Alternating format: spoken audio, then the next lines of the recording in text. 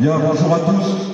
Comme on a pris l'habitude maintenant depuis quelques mois on fait ces assemblées générales pour vous donner les informations que l'on connaît tous aussi pour certains, et aussi pour faire le bilan et le point sur la situation. Donc je vais aborder très rapidement les informations qui ont été délivrées par la direction elle-même, celles qui nous ont été données par les sous-traitants et puis aussi par les élus politiques qui sont intervenus dans les médias concernant l'avenir de l'usine. Je vais commencer par la réunion, sans doute l'information la plus importante, celle de la réunion qui a eu lieu le mardi 20. Un CSE, c'était le PMT, soi-disant c'était pour parler de 2025, 2027, enfin 2026 et 2027. Et dans cette réunion, il y a eu deux informations très importantes qui ont été délivrées. La première, c'est à la suite dans les médias et notamment dans le journal L'Équipe, que Poissy était qualifié avec la ville de Massy pour recevoir le futur stade du PSG. La direction a reconnu officiellement, a avoué officiellement, qu'elle était en négociation effectivement avec le PSG depuis plusieurs mois. Ça a été dit dans pratiquement tous les briefings qui ont eu lieu dans la foulée. Ça veut dire quoi? Ça veut dire que si le journal L'Équipe n'avait pas révélé cette information, on n'aurait rien su à l'heure actuelle. Et ça voulait dire que, sans doute, si la vente devait se faire, on aurait été au courant simplement quand la vente aurait été faite. Et encore, ils peuvent faire des ventes entre eux, vendre les terrains à PSA sans qu'on soit au courant. Ça veut dire que, à partir du moment où la direction nous cache la vérité et ment sur bien des sujets, elle va continuer à cacher la vérité, à nous cacher la vérité jusqu'à la fermeture. Elle va continuer à nous mentir jusqu'à la fermeture. C'est ça dont il faut prendre conscience. Ça veut dire qu'il y a, au stade des informations, de la transparence, il n'y a rien à attendre de la direction. Ça, c'est la première chose. La deuxième chose, à partir du moment, et ça, c'est ce que pense la majorité des salariés, mais c'est aussi la manière dont a présenté la direction, à partir du moment où le Qatar rachète les terrains de l'usine, il faut bien comprendre qu'ils ne vont pas laisser un bout d'usine des ferrailleurs, une casse automobile en face d'un hôtel 4 étoiles du PSG. Quand je parle de casse automobile, de ferrailleurs, parce que c'est ce que la direction a proposé comme future activité industrielle pour faire vivre Poissy. Autant vous dire que les 2500 salariés que nous sommes aujourd'hui à l'heure actuelle, on ne va pas vivre autour d'une casse automobile, à désosser les voitures et puis à les envoyer à la ferraille. Et ça, une ferraille, une casse automobile en face d'un stade 4 étoiles du PSG, ça ne tient pas la route. D'autant plus que le directeur nous dit, si on vend pour le PSG, il faut casser la peinture, il faut détruire la peinture, mais la main sur le cœur, ne vous inquiétez pas, on a tout prévu, nous dit-il, on va remettre la peinture là où elle était à l'origine il y a 25 ans, au-dessus du B3.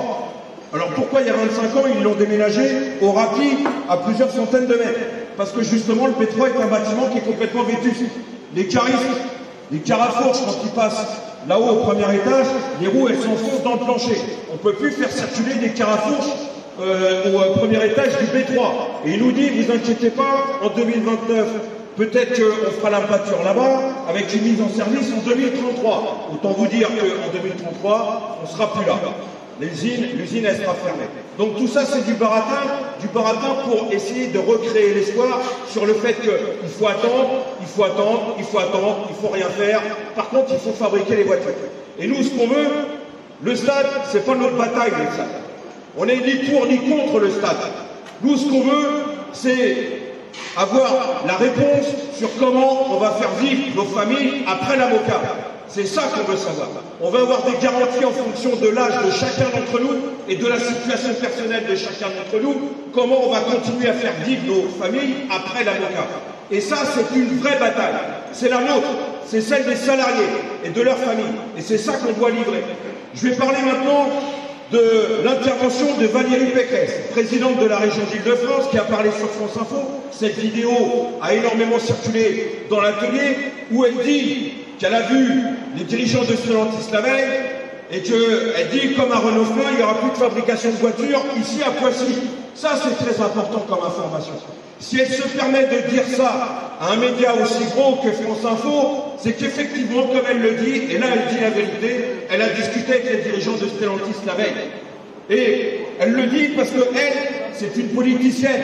Elle prépare son avenir à elle. Et donc, elle est bien obligée, à un moment donné, de dire un tout petit peu la vérité.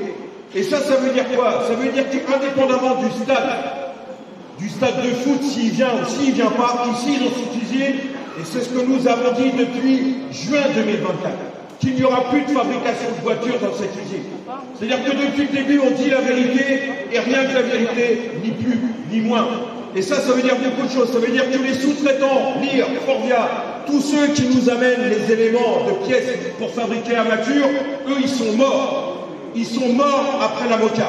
Et ça veut dire qu'il va falloir qu'on s'adresse à ces travailleurs, qu'il va falloir qu'on s'adresse à ces salariés, parce qu'on ne va pas penser qu'à nous. Pourquoi on ne pense pas qu'à nous? Parce que quand on est beaucoup nombreux, quand on est très nombreux à se battre contre la direction, c'est là où on peut obtenir des choses, ces garanties qui sont essentielles pour nous. Et c'est ça dont il faut avoir conscience.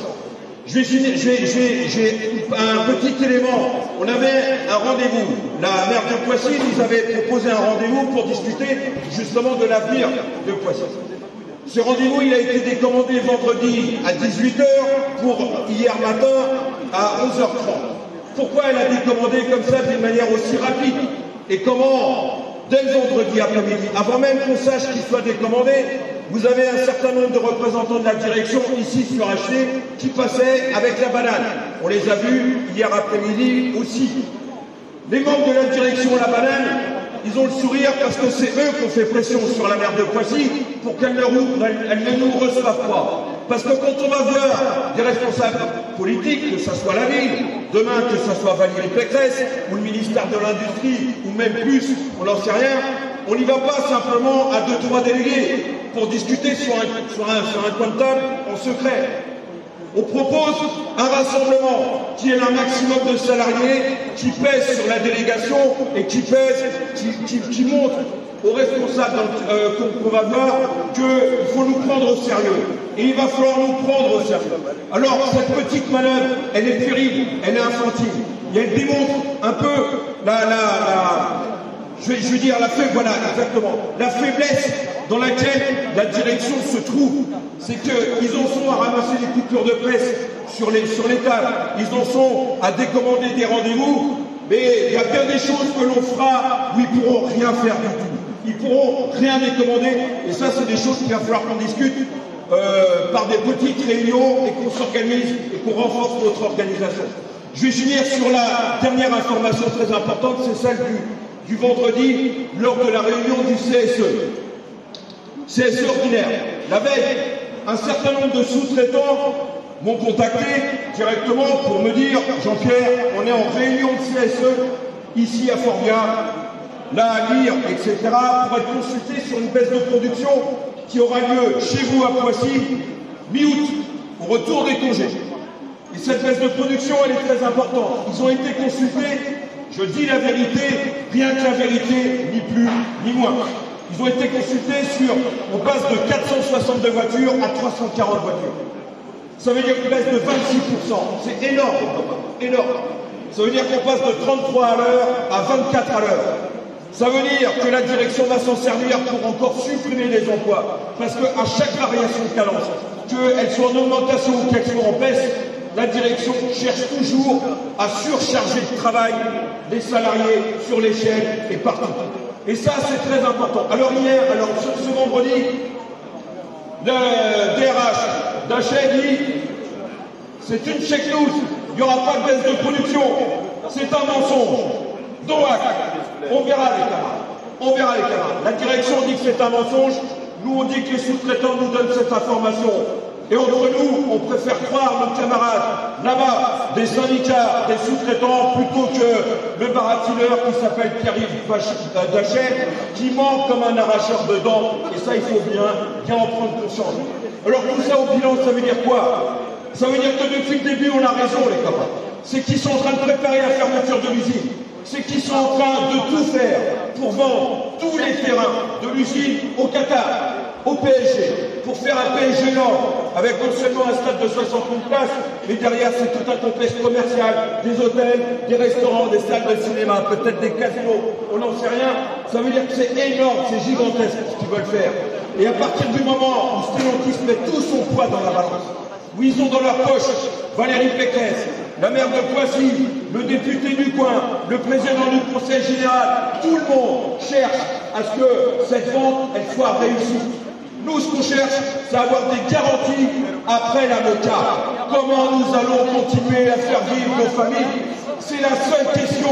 Regardez toutes les vidéos, lisez toutes les coupures de presse. C'est la seule question dont personne ne parle à part nous. Parce que c'est la question essentielle. Et pour ça, il va falloir qu'on agisse pour se faire entendre à la fois à l'extérieur de l'usine. Oui, Stellantis ne veut pas de publicité sur cette affaire de PSG, ne veut pas de publicité sur cette fermeture d'usine.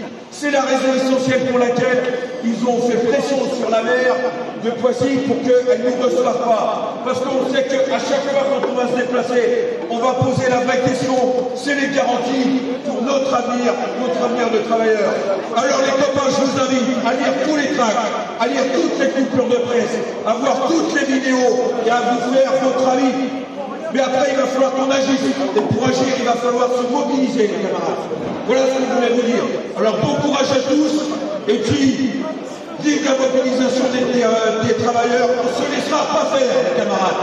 On est une minorité à être déterminée, à agir et à gagner ces garanties. La force du travail.